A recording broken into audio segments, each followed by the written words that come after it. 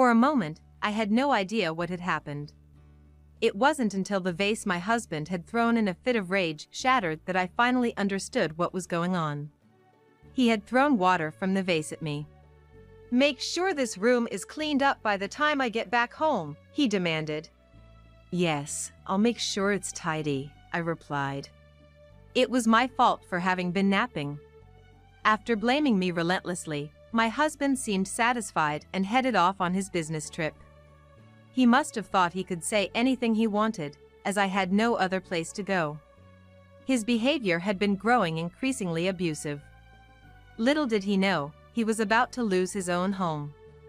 My name is Maria Hastings, I'm 36 years old. I married my husband, Alex, 5 years ago. We had what you could call a workplace romance. We started at the same time, and over the course of working together, venting about work and supporting each other, we began to date. One thing led to another and we ended up getting married.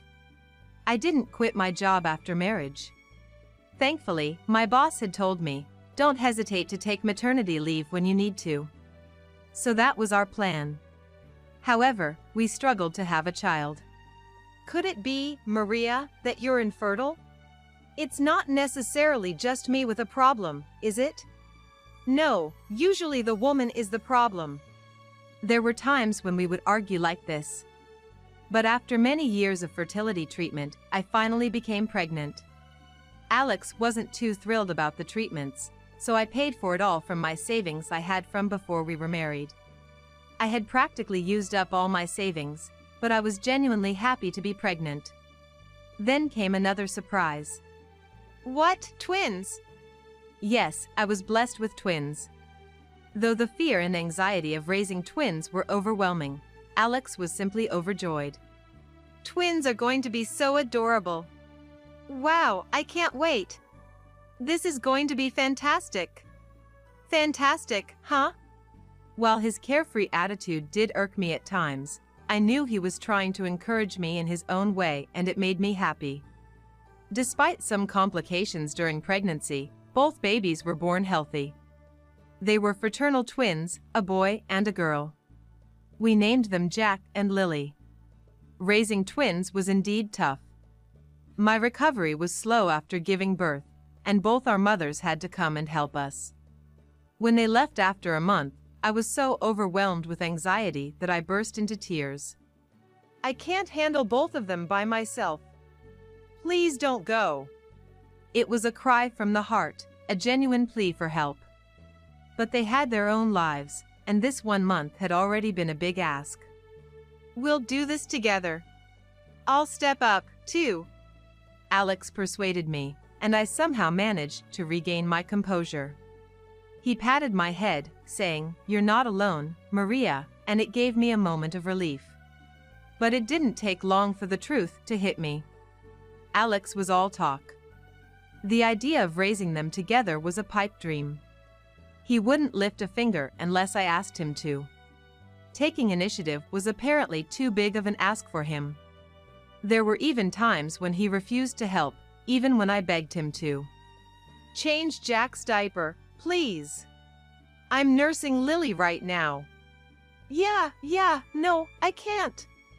This kid did a number 2. Maria, you do it." My husband flatly refused to change the diaper. "No, I told you, I'm nursing." "Well, you can go when you're done. Modern diapers are great, he can wait. The smell is making me nauseous. I think I'm gonna throw up. I need to take a break." "What?" "Hey, wait a minute, Alex." This was what parenting was to my husband, doing only what he felt like doing, when he felt like doing it. In the end, I had no choice but to do it all by myself. By the time the twins turned 1, I decided to return to work. We lived in a rural area, and luckily both kids got into daycare. It was my first time back at work in a long time, but everyone, including my coworkers, was kind. Despite returning to work, I felt as though I had become a rookie. Many people sympathized with me, saying how tough it must be to balance work and childcare. But honestly, it was easier after my babies started daycare. During lunch breaks, I could eat without worrying about the twins, and I could even have conversations with my coworkers. Single-handed parenting was harder for me. But there were also troubling matters. The children's health issues. Inevitably, sudden early leave or time off increased, and every time, I had to apologize to those around me. Of course, I asked Alex for help, but he feigned ignorance. He came up with nonsensical excuses like, "It's hard for me too, I had to work even when you were off." When he saw the look of dissatisfaction on my face, he would say, "Well, you shouldn't have taken a job then." And then, one day about 3 months after I returned to work, my husband said this in the presence of my mother-in-law. "Children should be taken care of by their mothers at home until they're at least 3 years old. They keep getting sick because you force them into daycare at such a young age. Don't you feel bad about causing trouble at work?" I wondered what he was talking about. I did feel bad. Unlike him, who can freely work overtime, I am working desperately, feeling uncomfortable. "Don't speak as if you know." I wanted to shout back at him, but I held it in because my mother-in-law was present. My mother-in-law, who was there, seemed a bit awkward, but she seemed to agree with my husband on the whole. "Well, dear, you don't need to force yourself to work. If you're ever in trouble, just let me know, and we can help you out financially," she said. With such a statement, there was no way I could say I wanted to work. And so, I resigned and returned to a life of solo parenting. However, things were different this time. Income. Unlike during my last maternity leave, my income now that I had resigned was zero. My husband's income wasn't exactly plentiful. Naturally, our household finances began to tighten. "Hey, our payments for this month, we have car tax to deal with and it's tough." "Huh? So what?" he retorted, sounding rather irritable though he understood the situation. "Could we borrow some money from your parents?" I asked my husband, hesitantly. His mother had always told us that we could rely on her if we needed anything. So, I thought we might be able to ask for her help through him. However, he grimaced and dismissed the idea instantly. "What? Are you trying to sponge off my family?" he said. "Not sponging. I was thinking we could pay them back when I start working again." "No way, absolutely not. We're not borrowing any money. Figure it out. Managing our finances is your job," he concluded and ended the discussion.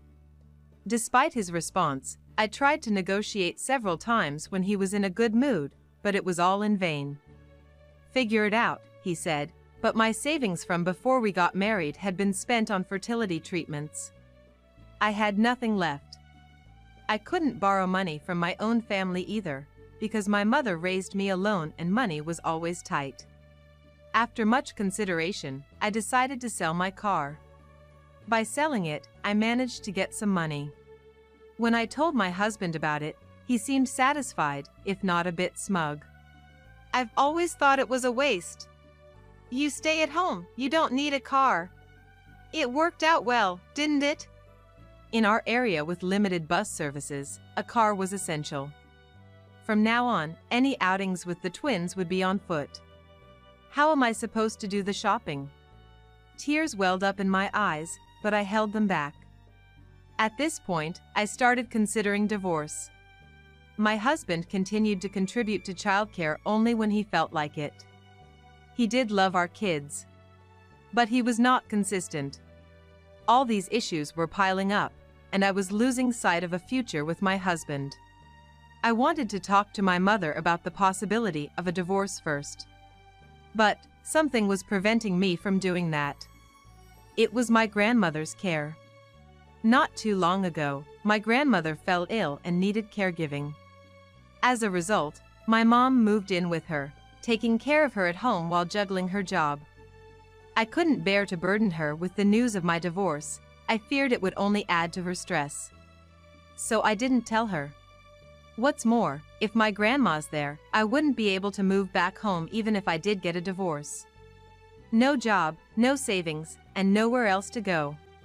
With these circumstances, I couldn't muster the courage to go through with the divorce. My husband, perhaps realizing I wasn't going anywhere, grew increasingly domineering. He'd complain if dinner wasn't plentiful enough or tut if the room was a mess. He turned into an absolute tyrant. Unable to resist him, I simply tried not to upset him. Before I knew it, Jack and Lily had turned too. They were adorable but had developed a will of their own, making it difficult to handle them. Today, as soon as I turned my back, they had again mercilessly covered the carpet with lines from a permanent marker. Ah! Not again! How did you get the marker? I'm sure I had put it away in the drawer. Oh! Was it Alex again? As I scolded them, both of them started crying out loud. It was nearly nap time, so they must have been tired too. Before I knew it, they had fallen asleep. While trying to find a moment to lay them down, I let out a sigh. I had to do something before my husband got home. I was so sleepy. The kids have started crying at night again recently. Just need to go upstairs. And then, my consciousness faded. Hey, what are you doing? When I opened my eyes, I was drenched. It took me a moment to understand what had happened. Standing before me was my husband, looking as fierce as a beast. While I'm sweating buckets working, you're napping? Must be nice. With that, he threw something next to me, making a clink sound. That's when I snapped back to reality. It was a broken vase. I must have dozed off, and he had doused me with the water from the vase. The act of him throwing the vase itself was frightening. If he had missed, it could have hit me. He probably wouldn't have cared if it had. But what about Jack and Lily? When I glanced around in fear, I could hear the kids' laughter and the sound of a cartoon from the other room. Thank God. Hey, are you even listening? Yes. I answered my husband, my gaze still lowered. God, I envy you. I'm working my tail off, and you're napping. Must be nice, being a housewife. It was pointless to argue with him during these times. Keeping my head bowed, I simply said, I'm sorry. Have you prepared for my business trip starting tomorrow? Yes. When I handed him the bag packed with his clothes, he quickly looked inside and nodded. Making me this upset before a business trip, I can't stand it. Ah, it's so irritating. I'm sorry, I repeated. I could see him smirking. Make sure you clean the room before I get back. Yes, I'll make it spotless, I promised. Did you hear me? Make it so clean I won't recognize it. Remember, you don't have anywhere else to go. Just do as I say. When I nodded, Alex looked very pleased. He whistled a merry tune as he left the house. When the front door clicked shut and the sound of the car engine faded away, I opened the sliding door to the next room. Jack, Lily. There were the twins, playing and giggling, and my mother, with her ears covered as much as possible, crying her heart out. Seeing me, she gently let go of the children and hugged me with both arms. Mom. Maria, you did well, you held on. Saying that, she hugged me tight, putting strength into her hands. Actually, a few hours before Alex came home, my mother had been here since earlier in the day. I got a call from her this morning. She told me that Grandma was finally moved into a care facility. We had been looking for a place for a while, and finally found one. She had called to say, now I can come and help you, Maria. At her thoughtfulness, I couldn't help but cry on the phone, so worried as she was, she decided to visit me. I can't believe Alex would do such a terrible thing. We had discussed it beforehand, but I guess she didn't think it would be this bad. I, too, never thought he would go as far as to throw water at me. My mother's voice trembled with anger. Before I went to sleep, my mother was upstairs hanging laundry. And when she came down, the three of us were still asleep. Since the children woke up first, she had them play in the next room so as not to wake me. She wanted to rush out and confront him right away, but she was worried about the kids, so she turned up the volume on the TV and covered their ears. She must have been scared too. "Thank you, Mom." My mom nodded. "First, take a quick bath. Then we'll talk," and patted my shoulder. After I came out of the bath, my mom was on the phone. "Thank you for your assistance." She hung up the phone in a cheerful tone. "Mom, who were you talking to?" She smiled and told me. She also told me about her plans for the future. When I heard everything, I thought it sounded interesting. "But do you think it will go that smoothly?" "Don't worry, I'm with you. Let's do our best together." She then hugged me tightly again. At the time, I didn't think my mom would go that far. The next day, I was back at my old workplace to seek advice. It was encouraging that my mother had become my ally, but my main concern about getting a divorce was money. I would likely get custody, but I couldn't expect Alex to willingly pay child support. I don't have any special qualifications, and if I could return to my old job, I would be grateful. I wouldn't want to work in the same place as my husband, but if the departments are different, it's possible to avoid meeting face to face. Even if I can't return, I would be grateful to learn about opportunities in the same industry. I thought I'd give it a shot and seek advice. That's why I came. My former boss, Catherine, greeted me with a smile, saying, "Long time no see." Catherine is a woman I admire. She has even given me advice when I had a fight with Alex. "Long time no see. Sorry for the sudden visit." "No worries. What's up?" I was not sure how much to share as Alex would continue to work here. I thought it wouldn't be appropriate to mention the incident of him throwing a vase of water at me. I didn't want to make it difficult for Catherine. So I told her that I was considering divorce from Alex and looking for a job. I'd be happy to come back here, but if that's not possible, do you know of any other good places? I knew this might be an inconvenient request, but I was desperate. Catherine must have been surprised. That's what I thought, but her response was unexpected. "I knew it. Maria, I have something unpleasant to tell you. Can you listen calmly?" Catherine began to speak with a solemn look. Her story was shocking but somehow made sense. So that's what happened. "I'm sorry. This is probably the last thing you wanted to hear." "No, thank you. This will give me an advantage. Thank you very much." I'm glad I consulted with Catherine. Under normal circumstances, it would be odd to feel joy, but there were unexpected gains. But that wasn't all. Catherine spoke to the higher-ups about my return to work. Apparently, they were in need of extra hands, so my return to work was easily decided. "I'm on your side, Maria. Keep pushing, but don't overdo it. We'll be waiting."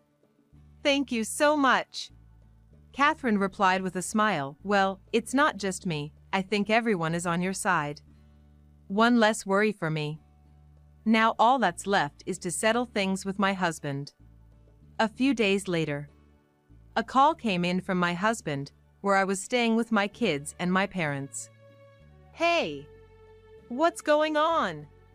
He was shouting as usual, but there was a hint of desperation in his voice. "What do you mean? I heard that you're planning to return to work. I got the info." This must be Catherine's doing. She said she would spread the news around to make it easier for me to return, but I never imagined it would reach my husband who's away on a business trip. "You seem well informed. Who told you?" It was a simple question. But for some reason, he hesitated to answer. Even when I pressed him, he avoided the question. "Anyway, apparently there are rumors that we're getting a divorce, so I'm going to the office right now to quash them. No way I'm letting you return to work. I'm finishing up my business trip and coming back now. Let's meet at the office. Figure out something to do with the kids, don't bring them." He was in a panic. He acts big at home, but it seems he cares about his image at the office. Well, I know there are other reasons.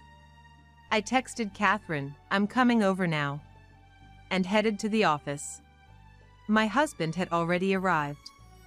The moment he saw me, he glared at me for an instant, but immediately switched to a smile. Such a facade. Where are the kids? My mom is watching them. I see. My husband and I entered the building where the office is located. As soon as we arrived at the floor of the office and entered the room of my old department, a chorus of welcome back greeted us. When I looked, my former colleagues, bosses, and subordinates were clapping and smiling, coming over to us. In an instant, my husband and I were surrounded. Catherine was in the crowd. She took my hand and once again said, "Welcome back." My husband next to me looked shaken and had an awkward smile. Why is everyone gathered? What's going on? My husband asked with a wry smile. Catherine answered him. We saw Maria and we couldn't help but come over. She's coming back next month, right? We can't wait. Eh? Next month? So soon? Ignoring my husband, who had a question mark above his head, I started chatting with my other colleagues and Catherine. What about the kids today? My mom is watching them. Ah, right. They are not in daycare yet. Perhaps seeing this as an opportunity, my husband's eyes lit up. That's right. I'm grateful that you guys offered her to return, but without a daycare placement. We don't have anyone to look after the kids, so I was thinking of declining her return today.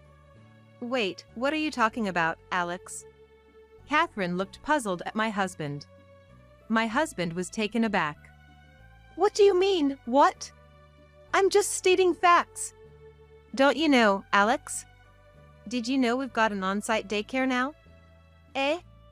To my husband's blank face, Catherine explained simply.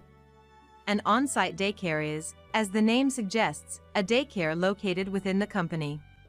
It's a place where employees' children can be looked after, and for now, there are plenty of spaces, and all applicants can be accommodated. So you see, there's no problem. With a smirk, Catherine explained, well, indeed. But keep in mind that the on-site daycare only accepts children up to 3 years old. So after that, you'll have to look for a preschool. At this, my husband's eyes lit up again. Well, unfortunately, that's a problem then. Our kids are turning 3 soon, aren't they? Since he was asking for my agreement, I tilted my head in confusion. Huh? What's so problematic? It's okay. You hear stories all the time about kids not getting accepted into preschools. Plus, we have twins, so it's going to be tough.